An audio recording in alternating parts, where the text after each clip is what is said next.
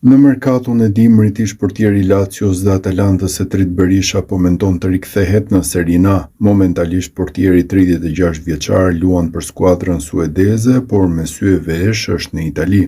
Sa i takon eksperiencës së tij në klubin e Hakenit, ai ka thënë se kanë luajtur ndeshje të mira edhe përballë rivalëve të fortë. Italia nga ana tjetër për të mbetet ende një tundim interesant, duke planuar pa droj se i pret edhe ofertat e mundshme. Unë gjithmonë e ndjek ligën dhe këtë vit është bërë edhe më sfiduese dhe emocionuese me kaq shumë ekipe që luftojnë si për skudeton ashtu edhe për rënien nga kategoria. Nëse vjen mundësia e duhur, do të doja shumë të kthehesha, ka thënë Berisha. Ndërsa për Lazio, në ekipin të cilin ka luajtur dikur, Berisha vjen të mbetet i sigurt në aftësitë e skuadrës, por pa lënë në hije kualitetin e Romës si kundërshtare.